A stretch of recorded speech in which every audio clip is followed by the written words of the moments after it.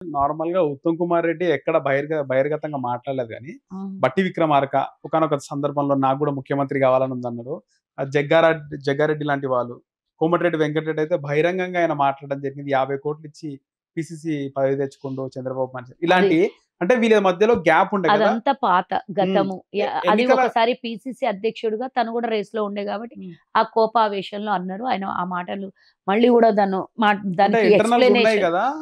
అవి ఇంటర్నల్‌గా ఉన్నాయి. ఉమ్, ఇప్పుడు ఎక్స్‌టర్నల్‌గా లేనప్పుడు ఉమ్, ఇంకెందుకోసం దాని గురించి ఉమ్. డిస్కషన్. ప్రజలకు పరిపాలన ఎట్లా చేయాలనో మాకు అడ్వైజులు ఇయ్యండి అని ప్రతిపక్షానికి, ప్రజలకి, మీడియా సోదరులకు కూడా మేము చెప్తున్నాం. ఎవ్వరి దగ్గర ఎలాంటి విభేదాలు ఏం లేవు. లేవు. ఏమీ లేవు. 100కి ముఖ్యమంత్రి అయ్యే 100% సందర్భంలో ఎట్లుండాక అక్కడ. తప్పే. ఇప్పుడు నువ్వు ఇందాక అన్నావు. బట్టి విక్రమార్క గాని, కోమటిరెడ్డి గారు గాని, జగ్గారెడ్డి గారు గాని ముఖ్యమంత్రి, నేను కూడా ముఖ్యమంత్రి అభ్యర్థిని అని. తప్పేముంది? తప్పేముంది? అంటే స్వేచ్ఛ స్వేచ్ఛ ఉన్నటువంటి పార్టీ ఎవరన్నా గ్యాప్ గావాలనుకోవచ్చు. ఉందనే విషయము ఆల్రెడీ. గ్యాప్ గాదది. అప్పుడుండొచ్చు. అందరితోని ఇప్పుడు మన ఇంట్లోకి కొత్త కోడలు ఎవరన్నా వస్తే, కొత్త కోడలు రాంగానే ఎంబడే అందరితోని అడ్జస్ట్ కావడం కష్టమైతది. కొన్ని రోజులు పడతది. ఆ ఇంటి వాతావరణము సెట్ అవ్వడానికి. వాళ్ళందరితోని అంటే మమేకమై కలిసిపోవడం కొన్ని రోజులు పడతది. అట్లనే గదా! మా పార్టీలోకి తల్లిగారింటి నుంచి అత్తగారింటికి వచ్చినట్లు రేవంత్ రెడ్డి గారు పార్టీలో అందరిని కలుపుకొని పోవడానికి కొన్ని రోజులు సమయం పట్టింది. అప్పుడే యాక్సెప్ట్ గూడా చెయ్యం గదా! ఒక్కోసారి ఇంట్లోనే ఆడబిడ్డ ఉందనుకో, కోడలికి ప్రేమ చేస్తే తల్లి కోడలికి ప్రేమ చేస్తే బిడ్డే అంటది నాకన్నా ఎక్కువగా నీకు కోడలు ఎక్కువైందా అని అంటారు. అట్లా కొన్ని సందర్భాలలో కొన్ని ఫీలింగ్స్ డెఫినిట్‌గా ఉంటాయి. ఆ ఫీలింగ్స్‌లలోనే వాళ్ళు అనుంటారు. ఇప్పుడు ఎక్కడనన్నా గాని నిజంగా మీరు ఒక్క మాట ఎందుకు గమనించట్లేదు?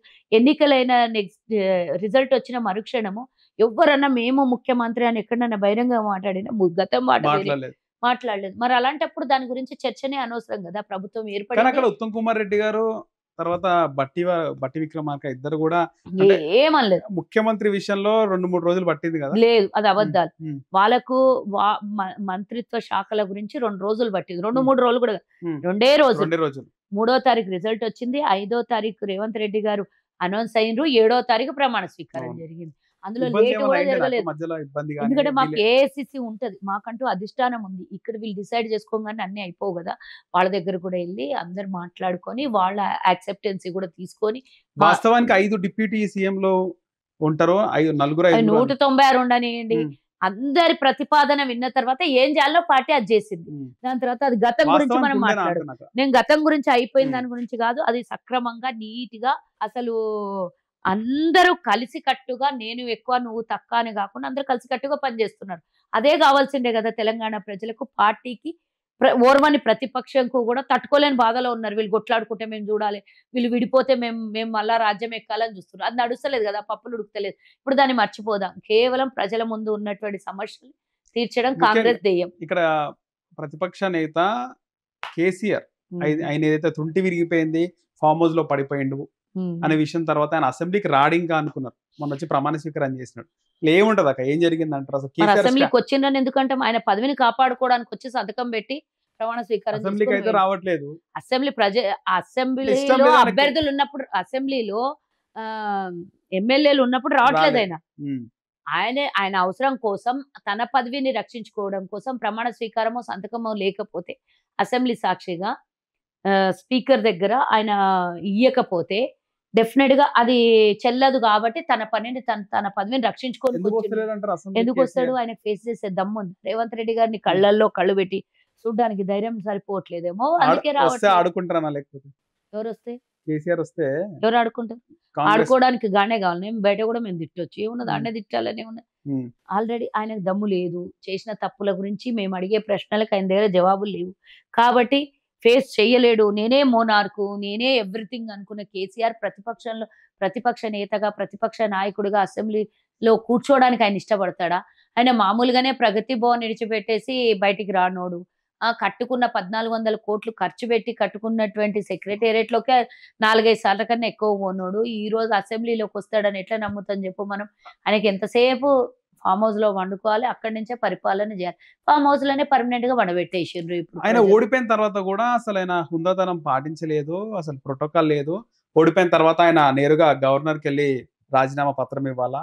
ఆ ఓటమి ఎవరితోనో పైన పంపించి. స్పందించాలా? అవేం లేకుండా డైరెక్ట్‌గా ఆయన సెక్యూరిటీని లెట్ వదిలేసి డైరెక్ట్‌గా ఫార్మ్ హౌస్‌కెళ్ళిపోయారు. ఎట్లా చూస్తున్నారు ఆయన వైఖరిని మీరు? అంటే ఇప్పుడు మనిషికి అనేది తట్టుకోలేని పరిస్థితుల్లో అలాంటివన్నీ చేస్తారు. ఉమ్, ఆయన ఊహించని పరిణామం అది. ఉమ్, కాబట్టి ఇంకేముంది, నేను ఏం ఎక్స్‌ప్లనేషన్ ఇయ్యగలను. అంటే హుందాగా ఎట్లా రుబాబ్‌తోని చెప్పుకున్నారు తండ్రి, కొడుకులు, హైడ్రిక్. అల్లుడంటే 95-105 స్థానాలొస్తాయని అవును. చెప్పుకున్నోళ్ళకు 39 స్థానాలు. అవి గూడా ఏదో కొన్ని చోట హైదరాబాద్ అట్లాంటి నగరంలో మా కాంగ్రెస్‌కి రాకపోవడం, 24లలో 7 వాళ్ళకొచ్చి మిగిలినయి 14 వీళ్ళకి రావడం అనేది ప్లస్ అయింది తప్పించి, గ్రామీణ స్థాయిలలో, రూరల్‌లలో ఎక్కడ గూడా కేసీఆర్ నామమాత్రంగా గూడా లేకుండా కరువైపోయినటువంటి జిల్లాలు. అలా కేసీఆర్ ఊహించనటువంటి పరిణామం చోటైతే, ఆయన తట్టుకోలేని పరిస్థితిలో ఫార్మ్ హౌస్‌కెళ్ళిపోయిండు. అది కామనే గదా! ఫార్మ్ హౌస్‌కెళ్ళడం. ఇగ మళ్ళా మేము ఊహించిందే, ఓడిపోయినంక ఆయన కనపడడు, కనుమరుగైపోతాడు అనుకున్నాం. ఏమనుకున్నాం అదే జరిగింది. మళ్ళా వచ్చి నల్గొండలో ఏదో సభ పెట్టిండు.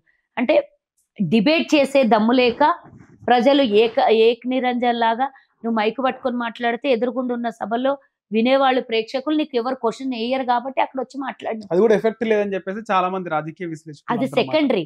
హ్మ్. అక్కడ అది ఎఫెక్ట్ ఉండదని మనకు తెలుసు. పోయి నల్గొండాల నువ్వు పక్కాళ్ళ నుంచి 4 జిల్లాల నుంచి అందరిని తీసుకొనొచ్చి జన సమీకరణ చేసి అక్కడ కూర్చోబెడితే ఏం ఎఫెక్ట్ ఉంటది చెప్పు? అప్పుడే ఓడిపోయిన బాధలో ఉన్నటువంటి మీ కార్యవర్గము, మీ టీఆర్ఎస్ అభిమానులంతా జీర్ణించుకోలేని పరిస్థితిలో మీలాంటోళ్ళు, అంటే కేసీఆర్ అప్పటికే ఒక 15, 20 రోజులు, నెల రోజుల నుంచి అసెంబ్లీలో పూర్తి స్థాయిలో ఎండగడుతున్న మేము జూసి, అక్కడ వాళ్ళ వర్గంలో ఉన్నటువంటి వాళ్ళు కూడా పనిచేయని నిస్సాయ స్థితిలోకెళ్ళిపోయిండ్రు. ఆ తర్వాత ఇంకోటేందంటే, అసెంబ్లీలో మాట్లాడితే నిజాలు, వాస్తవాలని అంగీకరించాల్సొస్తది. ఇప్పుడు డెఫినిట్‌గా ఒక జీవో పాస్ జేయాలి కాళేశ్వరం మీద. ఆ జీవో పాస్ జేయాలంటే కేసీఆర్ కాన్షియస్ ఒప్పుకోదు గదా! ఒప్పుకోదు. కాబట్టి రాలేడు. మళ్ళా ఆడ కూర్చొని ఉల్టా పుల్టా మాటలు మాట్లాడిండు. నువ్వు అదేదో జవాబు ఈడ చెప్పేటోడివి అసెంబ్లీలో చెప్పాలి గదా! అసెంబ్లీలో రానీకెందుకు ధైర్యం లేదు? 7.2 కిలోమీటర్లు ఉన్న అసెంబ్లీకి రాలేవు. ఇంటికాడ నుంచి 9.2 కిలోమీటర్ల దూరంలో ఉన్న ఫార్మ్ హౌస్. ఫార్మ్ హౌస్ గాదు, నల్గొండకు పోయి సభ ఓకే. పెట్టినవు. కేవలం సభలకే అంకితమైన. అప్పుడైనా ఇప్పుడైనా ఇప్పుడు ముందు గూడా రాడంటారా ఫైనల్ గా రాడా కేసీఆర్ ముందొచ్చిన అధికారంలో ఉన్నప్పుడు. ఉమ్, ముందొచ్చిన అధికారంలో ఉన్నప్పుడు. అసెంబ్లీకి? అధికారంలో ఉన్నప్పుడే ఆయన కనుమరుగు. ఇప్పుడు ప్రతిపక్షాల్లో ఉంటే ఏ మొహం చూపించగలుగుతాడు? అప్పుడప్పుడు మీటింగ్‌లు పెట్టి తిట్టడానికొస్తాడంతే. అంతే. ఇప్పుడు ఎలక్షన్స్ గదా! తిరుగుతాడు ఎంపీకి పోతారని చెప్పి ప్రచారం జరిగింది మెదక్ నుంచి ఏడికి అన్నారు. పోతే ఏమున్నది చెప్పు ఇప్పుడు ఆయనని? పోతారు, ఎంపీకి పోతారా పోడంటారా? గూట్లే రాయి తీయనోడు ఏట్ల పోయి తీస్తాడా చెప్పు? ఇది రాష్ట్రంలో తీయనోడు కేంద్రంలో తీయగలుగుతాడా? సారు, కారు, సర్కారు 16 అన్రి. ఏమైంది చెప్పు? మొత్తం దేశ్‌కి నేత అన్రి. మేము అవసరమైతే మేము ప్రధాని అయితామన్రి. కేంద్రంలో, రాష్ట్రంలో చక్రం తిప్పినట్టు కేంద్రంలో తిప్పుతామని. చక్రం బాయ్ బొంగరం గూడా లేకపాయె మీది. ఇక అవన్నీ నేను మాట్లాడదలుచుకోలేదు వాళ్ళ గురించి. ఒకటే ఈరోజు వాళ్ళు చేసిన తప్పులకి వాళ్ళు తోకున్న గొయ్యిలో వాళ్ళే పడ్డారు. అహంకారం ఒక ఎత్తయితే అవినీతి ఇంకో ఎత్తు. కాబట్టి ఈ 2 కలగలిపి కేసీఆర్ అనే ఒక సామ్రాజ్యాన్ని, అంటే నియంత పాలన, ఒక గడిల పాలన, ఒక వెలమ దొరల పాలనని కుప్పగూల్చేసుకున్నారు. వాళ్ళకి వాళ్ళే అనుకోవాలి. ఆంధ్రప్రదేశ్‌లో ఆయన పోటీ చేసే అవకాశం ఉంటదంటారా బీఆర్ఎస్ వీళ్ళు? అధికారంలో ఉన్నప్పుడే పక్క రాష్ట్రాలలో ఎలక్షన్‌లు జరుగుతాయి. ఆ కర్ణాటకలో జరిగితే ఆయన పోటీ చేయలేదు. ఆంధ్రప్రదేశ్‌లో ఎందుకు పోటీ చేస్తాడు? ఆయన మిత్రుడు జగన్మోహన్ రెడ్డి. హ్మ్. ఆయనకి ఇక్కడ నుంచి ఫండింగో చేస్తాడు. లేకపోతే ఆయన ఈయనకో ఫండింగ్ చేస్తాడు. అట్లా ఇద్దరి మధ్యల స్నేహ భావము, వయసులో తేడా ఉన్న తండ్రి కొడుకుల భావము, అన్నదమ్ముళ్ళ భావము ఉండొచ్చు గానీ, ఈయన పోయి ఆయనకు వ్యతిరేకంగా ఇప్పుడు పోటీ చేయాలంటే ప్రభుత్వం మీదనే వ్యతిరేకంగా పోటీ గదా! హ్మ్. మరి ఆయనకు ప్రభుత్వంతోని మంచి సంబంధాలున్నటువంటి వ్యక్తి జగన్మోహన్ రెడ్డి మీద మళ్ళా పోయి ఏం పోటీ చేస్తాడు అనుకుందాం. చేస్తే ఓకే. గిస్తే ఆయన పొత్తులో ఏమన్నా 2 సీట్లు గిట్ల ఇస్తా అంటే చేస్తారో ఏమో మరి, నాకైతే తెలవదు. కొత్తగా నువ్వు చెప్తుంటే నేను వింటున్నా. హ్మ్. పొత్తులో. నేను అంటున్నా, నువ్వు చెప్తున్నా, హ్మ్. నాకేం తెలీదు. జాతీయ రాజకీయాలైతే పోయే అవకాశం లేదు ఇక కేసీఆర్. ఏమో అడగండి మరి ఆయన దగ్గరికెళ్ళి. హ్మ్. అంటే మీరేమనుకుంటున్నారు? నాకేం తెలుసమ్మా? హ్మ్. ఈడేమి ఇప్పుడు రాష్ట్రంలో ఖతమైపోయిర్రు. దేశం మొత్తంలో జాతీయ రాజకీయం చేయాలంటే కొడుకుండు కదా ఇక్కడ. ఎక్కడన్నా ఏమన్నా స్థానాలు ఉండాలి గదా! ఒక పార్లమెంట్ ఇవి ఉండాలి గదా! ఇంకేడన్నా పోటీ చేయిచ్చి ఉండాలి గదా! ఈడ చేయలేదు. చేయలేదు అనంటేనే ఆల్రెడీ కొలాప్స్ అయిపోయినట్టు. ఈడ గూడా అరా కొర్రా వస్తే ఇప్పుడు జాతీయ స్థాయిలో చూసేవాళ్ళం గాబట్టి ఆ బాధ అయితే ఉంటది గదా! అది ఆ కోశాన ఒక దిక్కు పెయిన్ అయితుంది. అసలు ఎందుకు ఓడిపోయినాం? ఛత్తీస్‌గఢ్‌లో ఎంత మంచిగా అసలు రైతులకు అంత మంచి పరిపాలన అందించినాం. ఎవ్వరు గూడా గతంలో చేయనంటే అభివృద్ధి చేసినాం గదా! అనే ఫీలింగ్‌తోని ఇంకా ఎక్కువ మెజారిటీతో గెలవాల్సింది ఓడిపోయినాం అక్కడ. రాజస్థాన్‌లో గూడా అట్‌లీస్ట్ ఎడ్జ్‌లో గెలుస్తాం అనుకున్నాం. మధ్యప్రదేశ్‌లో మనం జూసిన ఎగ్జిట్ పోల్స్‌లలో ఓడిపోతామని వచ్చింది. కానీ ఈ విధమైనటువంటి మ్యాండేట్ ఇస్తారని ప్రజలు అనుకోలేదు. అక్కడ ఏదో జరిగింది అనే బాధలో అసలు ఈ సంతోషం ఒక పక్క అయితే ఆ బాధ ఇంకో పక్క అయింది. ఓకే. ఎనీహౌ ఏందంటే ఒకటే అన్నిటికన్నా ముఖ్యం కేసీఆర్‌ని కొట్టడం వినమ్మ. హ్మ్. కేసీఆర్‌ని కొట్టడం, మేమున్న రాష్ట్రంలో అధికారంకి రావడం అనేది చాలా హ్యాపీనెస్ గదా! హ్మ్. అసలు కొంతసేపు గెలిచినమా అనంటే ఒక నిమిషం మెజారిటీ వచ్చేటప్పుడే మీకు ఆ! సీట్ల సంఖ్య పెరిగేటప్పుడే ఆనందం వేసిందంట. ఆనందం అయ్యింది. అంటే ముందు రోజు ఎగ్జిట్ పోల్స్ అన్నీ అవును.